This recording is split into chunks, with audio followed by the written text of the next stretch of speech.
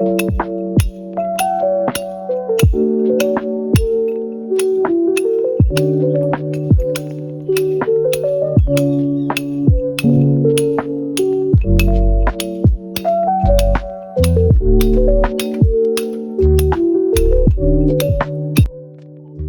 ඒ වගේ නම? ඔයා එතකොට කොයි කාලෙද ඔය ශේෂ්ත්‍රයට ආවේ? මම මේක අවුරුදු 10 ඉඳන් මේ කරනවා. දැන් අවුරුදු 42ක් 3ක් වෙනවා. එතකොට ඔයා කාගෙන්ද ඔක ඉගෙන ගත්තේ? මේක ඉගෙන ගත්තේ මම ඉස්සර අපේ ළමයි මිරිස්ගල් වංගිරි කැපුවා. ඊට පස්සේ මම මහත්තයෙක් කියලා මහත්තයාට ගිහිල්ලා රස්සාව හරියටම ඉගෙන ගත්තා. කැටයන් වැඩ හැම එකම ඉගෙන ගත්තා.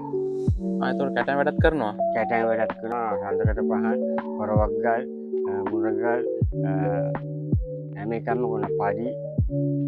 එතකොට අපි දැක්ක ඔයාලා කරලා තියෙන ගල් අලි වගේක්. ඒ කියන්නේ චුට්ටක් විස්තරයක් කියන්න පුළුවන්ද? ඔය අලි මට දැන් කැම්පස් එකේ ඉන්න පුස්තක මහත්තයා කියලා ඉන්නේ. එයාගෙන් තමයි අපි ඉගෙන ගත්තේ. දැන් එයා වයසයි. දැන් අපි වැඩි කරගෙන යනවා. එතකොට සාමාන්‍ය මේ ගල් අලියෙක් වගේ හදන්න කොච්චර කාලයක් යනවද ඔයාලට? දවස් 15ක් විතර යනවා අලි දෙකක අලියෙක් හදන්න.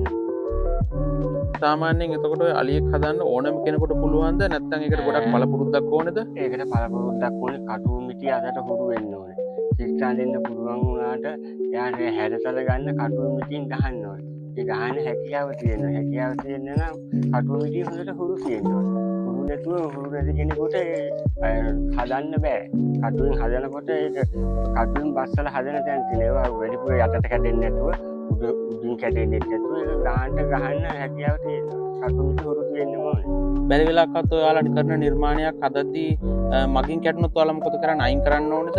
මුලින්ම හදාගන්න යන්න ඕනේද? මුලින්ම ගලේ බලනවා මේ ගලෙන් මේක ගන්න පුළුවන්ද කියලා. අලිය ගන්න පුළුවන් නම් විතර අපි ගන්නේ නැත්නම් මගින් කැඩුණොත් අපරාධය අපි ඇලෙවිලි ඒව මොකුත් නෑ අපි ආව. ඒ කියන්නේ කැඩුණොත් සම්පූර්ණ අයින් කරන්න වෙනවා කියන්නේ. අයින් කරන්න වෙනවා. කියන්නේ ඔයාලගේ මහන්සියට ප්‍රතිඵලයක් නැති වෙනවා ඒ මොනවද නේද? ඒක අපි මුලින්ම ගල් කෑල්ල හරියටම බලාගන්න. හරි එතකොට හැම ගලකින්ම ඔක හදන්නත් බෑ නේද? හැම ගලකින්මත් බෑ. මේ ගල හදිනවා ගල් ඒ ගල් වලින් හදන්න පුළුවන්. මිහිරිගම ගල් වලින් හදන්න බෑ. ඒක කෙමිකල් දාලා කඩන ගල්.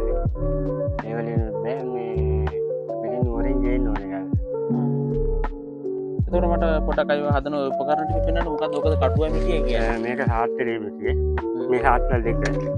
මේ සාත්තල් හතර. මේකෙන් තමයි ගල බිඳගන්නේ, අයිස් කරගන්නේ. ඒකට විශේෂ නමක් කියනවා මොකද? ඒකට අපි පිස්තෝල කටුව කියලා තමයි කියන්නේ. මේකට තමයි පළවෙනි කියන්නේ මේක තමයි ෆිනිෂින් කරන එක.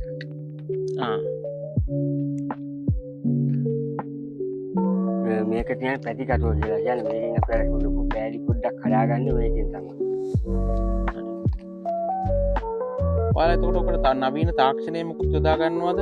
අපි සාමාන්‍ය මේ ග්‍රයින්ඩර් වගේ ඒවා පාවිච්චි කරනවා. ඉතින් නම් ඒවා පාවිච්චි කරේ නෑ අපි අතින්මයි කෙරුවේ.